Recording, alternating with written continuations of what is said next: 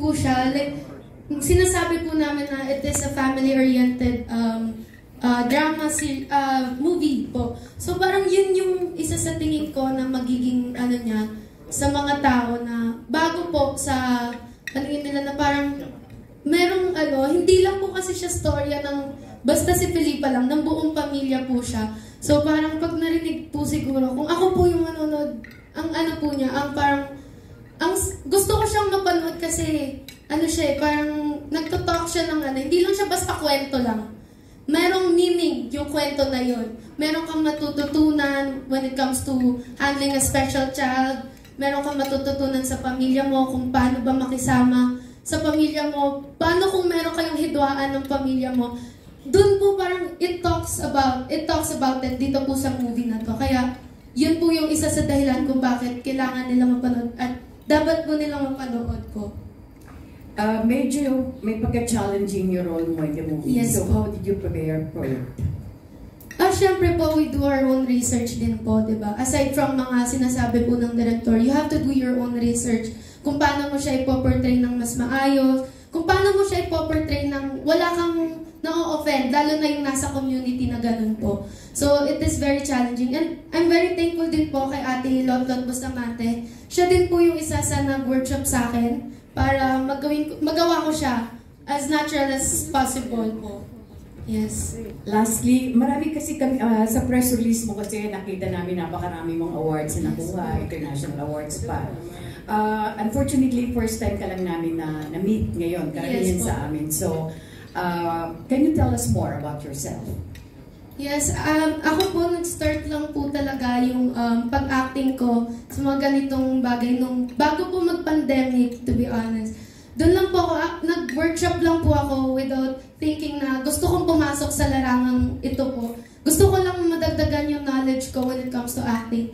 And yun po, parang will po talaga ni Lord na mapasok ko to kasi alam niya na gusto ko yung umarte. Doon po siya nag-start na uma-acting na po ako, nakakakilala po ako ng mga taong tutulong po sa akin para ma-achieve tong pangarap ko na to. Pero before that po, isa lang po akong simpleng estudyante na nag-aral dun po sa probinsya po namin sa Bulacan.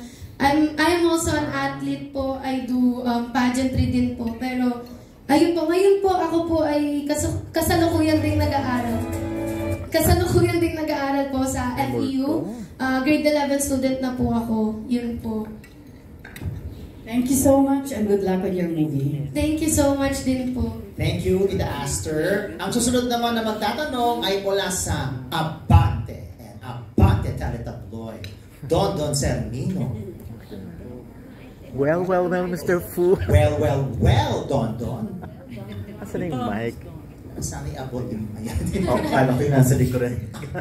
Anyway, congratulations and good luck sa yung unspoken letters na pelikula. Anyway, natanong ko na agad kasi baka mamaya hindi ko na maitanong, kalimutan ko. Aside from sa mga artista dito sa unspoken letters, sino talaga yung mga gusto mo pang makasama sa pelikula? Like, sino bang gusto mong maka-love team at sino rin ang showbiz crush mo? Para tuhog agad. And bakit? Ano po, madami po syempre naman. Parang wala pa naman ako sa point na parang walang piliin sa kanila or walang pangarap na makatrabaho. Parang lahat ng dumadaan sa ganito may gusto talaga. Marami po, Miss Jacqueline Jose, okay. Miss Sylvia Sanchez, sobrang Miss Lorna Tolentino, Maricel Soriano, madaming. Bakit sila? Kasi bukod sa ang tagal na po nila sa industriya, makikita mo po sa kanila yung versatile actors sila po na alam kong pag nakatrabaho or nakasama ko lang sila, marami akong mapupulot na aral. Lalo na sa larangang to. Hindi lang sa larangang to, I feel like pati sa buhay na rin po mismo. Yes po. And, okay. Second, yung sinong gusto mong maka-love team, kung mabibigyan ka lang naman ng chance. Ay, syempre, tinanong niyo na po. Kung mabibigyan po ako ng chance, gusto ko po si Elijah Canlas. Okay. Yes, he's actually one of my celebrity crush din po. Yan ang sagot mo rin sa yes po, parang madami po talaga. Pero he's one of it and parang ang galing din po kasi niya and nakaka-proud din po yung mga ginagawa po niya. So gusto mo siya maging ka-love team at the same time showbiz crush mo rin siya? Yes po. Showbiz crush mo siya dahil because of his looks or Not just because of his looks, his talent in acting, in singing, gano'n po, parang, and kung paano po siya as a person talaga na sa kapatid niya, sa family niya, and of course may girlfriend si Elijah po, di ba po? Kaya, Sure ka ba ito? Parang wala ang charot. si Miles po, kaya... Kung parang late ka sa balita, Pero ayun po, parang... Ano po, yun po isa sa pinanghawa. Ano po, nakita ko po sa kanya kung bakit gusto ko loyal siya. Pero anong... hindi, yun ang alam mo na meron siyang... Na-meet mo na ba siya? Personally po, hindi po talaga. Pero nakita ko na po siya in person na ano. Pero wala pong conversation or what. Hindi ka nagpakilala sa kanya? Hindi po. Parang ano pa lang po kasi very din po ako, fangirling din po ako. So, before I go to mga mall shows, ganun po, nanonood po ako sa kanila. So pinuntahan mo siya sa isang mall show? Opo, nanonood po ako. Saang mall? I forgot na po pero may other artists din pong napapanood. Hindi, I mean sa Bulacan ba yan? Or dito sa Manila? Or... I think it's here in Manila po. Okay. I forgot na po kung anong mall. Opo. Baka naman try normal lang or SM. Baka po. Basta around lang din po dito. Hindi naman po ako lumalayo. Sige, last na lang. Kaninong career ang peg mo? Yung career na gusto mong gayahin? Or maging ikaw? To be honest po, wala naman po akong career na gusto talagang gayahin yung path na niya. Kasi syempre naman po, I want to make my own name. Oo nga. I mean, yung gusto mo lang na maging sana katulad nila. Madami po. Ang pinaka-idolize ko rin po kasi si Miss Catherine Bernardo. Okay. So, kung paano yung pinagdaanan niya from being a child actress up to now, parang ang ganda pong sundan na magtuloy-tuloy pa po, na parang ganun. Kasi nagsimula din po ako ng bata, tas ganun po. Ayan, thank you very much. Actually, hula ako yung sagot ng Catherine. Kala ko nga si Daniel din ang crush niya, tsaka ano. Actually, childhood crush ko po. Sabi sa'yo, tama pa rin ang hula eh.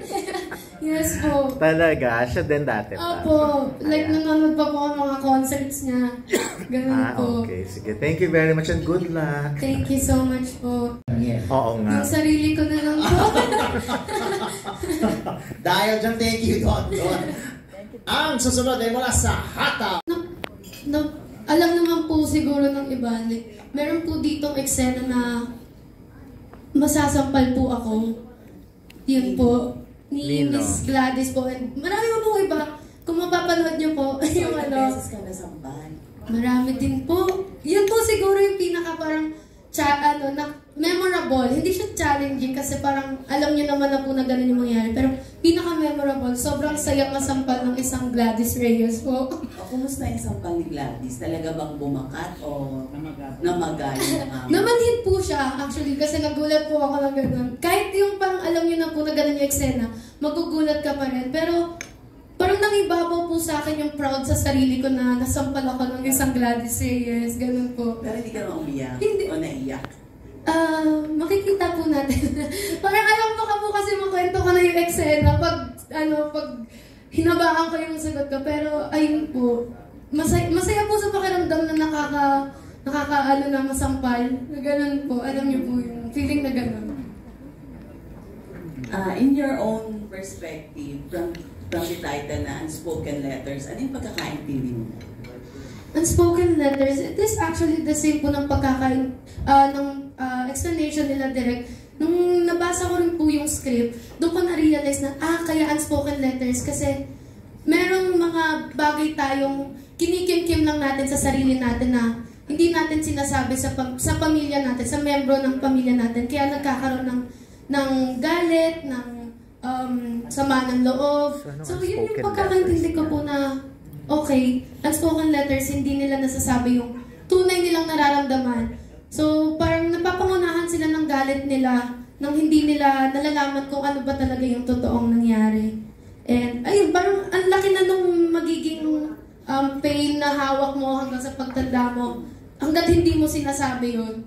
Parang nakaano lang siya sa puso mo, yung bigat niya nandun lang. Kinikimkim mo, yes po, kinikimkim mo. So, parang na-realize ko na, okay, mas okay pala na pag may napansin ka, may nainis ka or what, is sabihin mo para aware sila. And wala kang hahawakan na sakit sa sarili mo hanggang sa pagtanda mo. Yun po. Ikaw, kapag may galit ka ba or tatampo ka, nagkikimkim ka ba?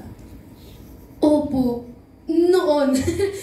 noon po. Pero parang Kasi ngayon... ba ganun yung mga teenagers ngayon? Yes po. Pero ngayon po kasi wini-work on ko siya na parang gusto kong maging vocal with what I feel. Kasi mahirap din naman na magulat yung, kunwari, yung family mo or kung mga friends mo na lalayo yung loob mo sa kanila or magkakaroon ka ng sama ng loob sa kanila without them knowing kung anong dahilan mo. So parang mas okay sa akin na ngayon, sabihin ko na, ma-offend ka man or hindi, at least nasabi ko kung ano yung tunay kong nararamdaman na kung may galit man ako or kung nainis man ako sa ginawa ko. Parang yun po yung mindset ko ngayon.